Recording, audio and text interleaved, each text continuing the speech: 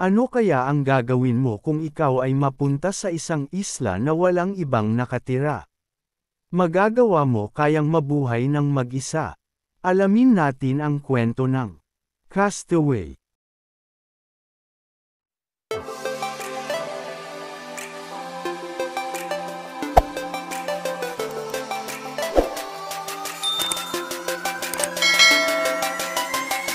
Noong December 1995, si Chuck Noland ay isang FedEx Systems Analyst na naglalakbay sa iba't ibang panig ng mundo sa paglutas ng mga problema na maging produktibo. Nasa isang branch siya upang pagsabihan ang mga crew at staff sa pagiging matagal na proseso nila sa paghahatid ng kargamento. Nakatira siya kasama ang kanyang long-term partner na si Kelly Freer sa Memphis, Tennessee. Bagamat pinag-uusapan ng dalawa ang pagpapakasal, ngunit patuloy silang nakararanas ng mga pagkabigo dahil sa patuloy na pagkabisi ni Chuck sa trabaho. Nagsisimula ring malagay sa alanganin ang kanilang relasyon. Sa isang hapunan sa araw ng Pasko, masaya silang nagno-Noche Buena kasama ang kani-kanilang pamilya at malalapit na kaibigan. Habang kumakain si Chuck, natigilan ito dahil sa sakit ng kanyang ngipin. Maya-maya ay may nag-message sa kanya sa telepono, binasa niya ito. Ipinatawag si Chuck upang lutisin ang isang problema sa Malaysia. Bago umalis ay kinausap niya si Kelly. Binigyan ni Kelly si Chuck ng pocket watch ng kanyang lolo na may larawan niya sa loob nito. Binigyan naman ni Chuck si Kelly ng isang maliit na kahon, at nagsabing hintayin niya ang pagbabalik niya sa bisperas ng bagong taon bago niya ito buksan. Nagpapahiwatig na ito ay naglalaman ng isang wedding ring. Lumipad ang eroplanong sinasakyan ni Chuck na maganda ang panahon. Ngunit siya ay nagising sa biglaang pag-alog nito. Nakita niya ang mga piloto na tumatawag sa control center ngunit walang sumasagot. Pumasok siya ng banyo upang maghilamos ng mukha. Ilang saglit lang ay biglang nasira ang eroplano. Hindi na magawang makontrol ang eroplano at babagsak ito sa karagatang Pasipiko. Binigyan si Chuck ng oxygen upang makahinga at inflatable life raft. Inutusan din siya na umupo sa isang tabi at kumapit ng mabuti para maging handa sa magaganap na pag-impact ng eroplano. Subalit nakita ni Chuck ang relo na binigay sa kanya ni Kelly na nasa sahig.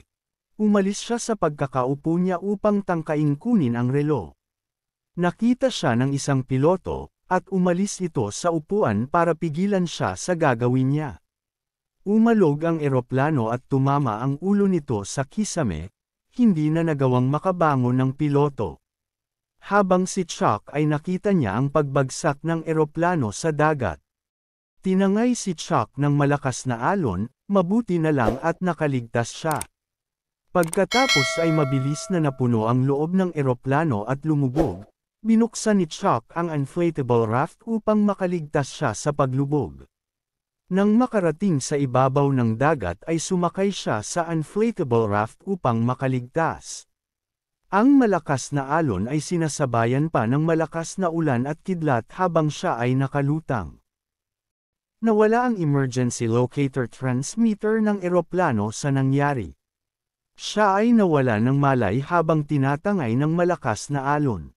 Kinabukasan, nagising siya sa isang isla na walang nakatira. Kinuha ni Chuck ang mga pakete ng FedEx sa pampang, pati na rin ang inflatable raft. Pagkatapos ay sumisigaw siya ng tulong sa paligid, ngunit wala sa kanyang sumasagot. Sumulat siya sa buhangin ng salitang help, tapos ay pinagmasdan niya ang larawan ni Kelly na nasa relo.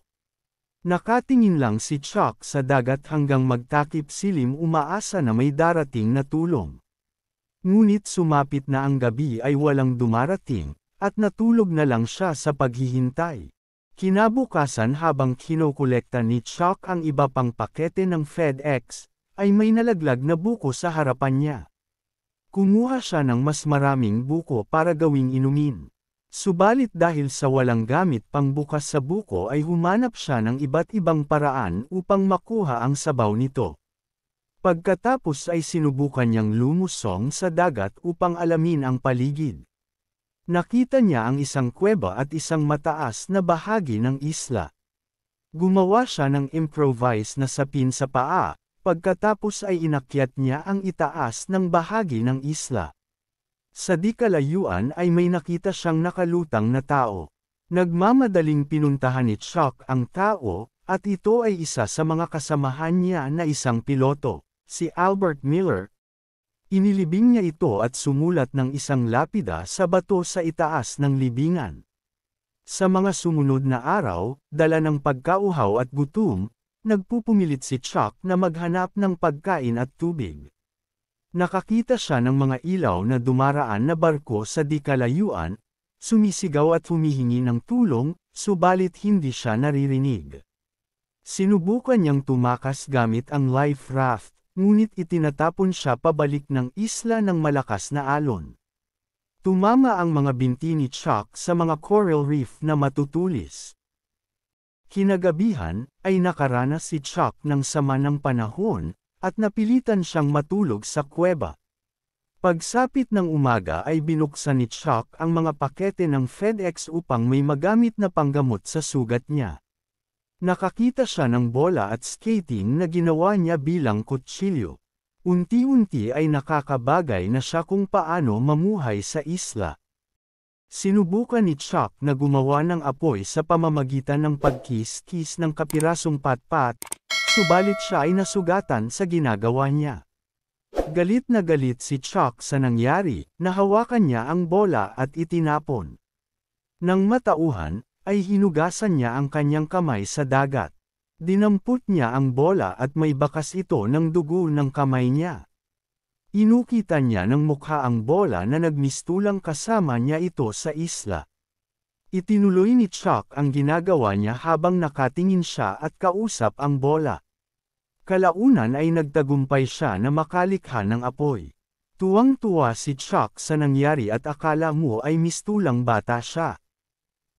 Matapos tiisin ang patuloy na pananakit ng ngipin, napilitan siyang bunutin ang sarili niyang ngipin gamit ang isang bato at isang ice skate mula sa isa sa mga kargamento. Makalipas ang 4 na taon, si Chuck, na ngayon ay balbas sarado at gusot ang buhok, ay umangkop sa buhay na mag-isa sa isla. Isang umaga siya ay nagising sa isang ingay na nagmumula sa labas. Pinuntahan niya ang pinanggalingan ng ingay at nakita niya ang isang portable toilet na sira. Kinuha niya ang portable toilet at tumingin sa alon ng dagat.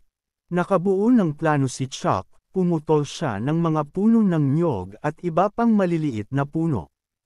Kinuha niya rin ang mga balat ng puno upang magsilbing panali niya. Siya ay lilikha ng isang balsa upang makaalis sa lugar. Nang matapos ang balsa, ay naghahanda na siya para umalis. Sumulat muna siya sa isang bato na nagsasabi ng pangalan niya at ang pananatili niya sa isla, pati na rin ang pamamaalam niya kay Kelly. Sinasalubong si Chuck ng mga malalaking alon at nalalampasan niya ito. Sa panghuling malaking alon ay itinaas niya ang portable toilet na nagsilbing layag niya. Nalagpasan ni Chuck ang mga humahampas na alon at sinilip niya ang isla na nakalayo na siya dito. Nagpatuloy si Chuck sa pagsagwan kasama ang bola na pinangalanan niyang Wilson. Ang naging kasama at kausap niya sa isla. Nagagawa niya ring manghuli ng isda sa dagat bilang pagkain. At manggolekta ng hamog bilang inumin. Dumanas si Chuck ng isang malakas na bagyo sa gitna ng karagatan, at tinangay ang portable toilet na kanyang layag palayo. Siya ay matibay na nakahawak sa balsa.